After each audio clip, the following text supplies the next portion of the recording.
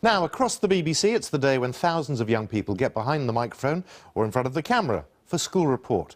The focus of this year's project is helping young people to identify real news and filter out so-called fake news. Well, let's cross live now to Noel Phillips, who's been meeting some of the young people visiting us here at the BBC today. Noel, hi. Hi Simon, a busy afternoon. We're outside a new broadcasting house where, as you can see, a workshop is currently underway to try and encourage more young people into engineering and technical roles. Now let me show you very quickly for you guys at home who perhaps don't have an idea of what goes into making TV. This is what we call a sat truck, and that sat truck transmit images and allow you guys to see us live at home. It's a lot more technical, but I'll put it in a nutshell like that for you. And we're going to go over to this sat truck and speak to some very, very talented young people.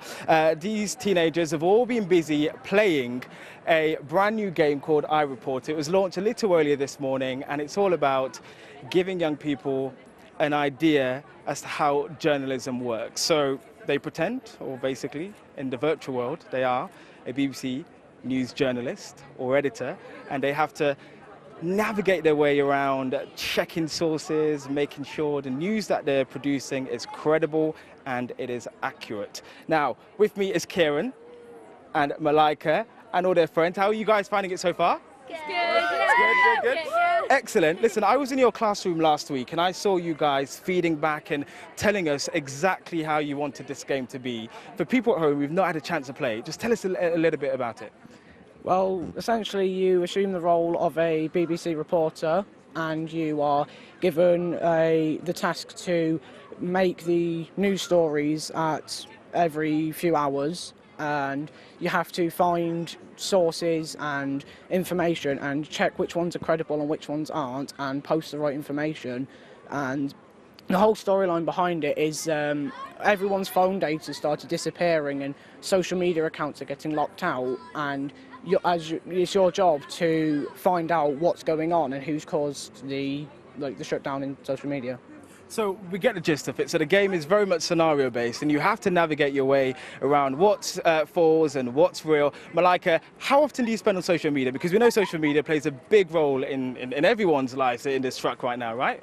Yeah, I spend a lot of time on social media because it's just a way, like, especially like out of school, like you can connect to your friends and like, especially if you don't see them like particular out of school. So yeah, I really use social media a lot.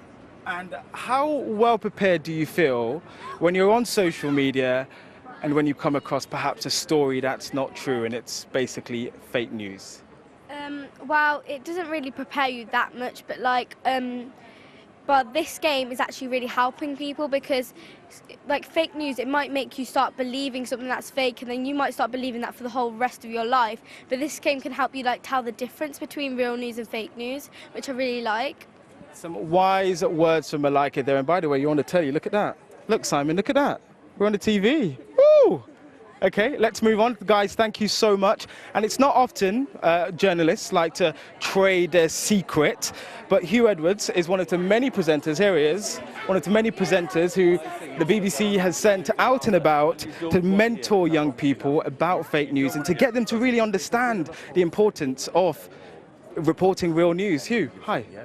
Sorry, it's a complete myth. Sorry to interrupt. Hiya, how are you doing? Hi, how are you? Very good. We've got some very, very bright pupils here from Coventry. We've got a lady from Vietnam chatting to us about BBC World Service. But this, for me, is kind of part of the delight of School Report Day, which is that you meet a wide range of people and also to talk to people about what they've actually got out of it. And I've got to say, that's a bit of a thrill, actually, because, you know, School Report's all about getting young people involved and asking intelligent questions, which they're all doing. And in this year, we've been focusing on, you know, how you can sort out stories and integrity and facts and truth and what is trustworthy and what isn't trustworthy. And by what I've heard so far, you know, they've been thinking very intelligently about that. So it's been great, actually. It's been great. I mean, you've got a fan base growing. Look at that. Yeah, they're all here. I didn't force them to come. I promise you. No, I really didn't. Yeah. Listen, yeah. You've been out and about, Yes. you know, in classrooms. Sadly, helping young not in Coventry. Okay, next time I'm expecting an invitation in Coventry as well. Okay, yeah, it's true. Yeah, I've visited quite a few schools this year, which is part of the thrill of School Report for me, just to see what people are up to in terms of, I suppose, literacy skills, spotting stories, explaining how we choose stories, what makes a good story? You know, what makes a good journalist? Whether you're curious or not, are you asking the right questions? You know, are you puzzling about what's going on in the world? It doesn't have to be the big wide world, it can be your local community, it can be your local school. So all of those things are journalistic skills. And I visited quite a few schools. One of them early on this year was in Catford, Lewisham in southeast London, the Prendergast Ladywell School. I went along there and we filmed a little report and we had a bit of fun. Let's take a look. I've come back to school to talk to students about what news is, what makes a good news story, and very importantly these days, to really try to give some guidance on how to differentiate between what is true and what is false, real news if you like, and fake news.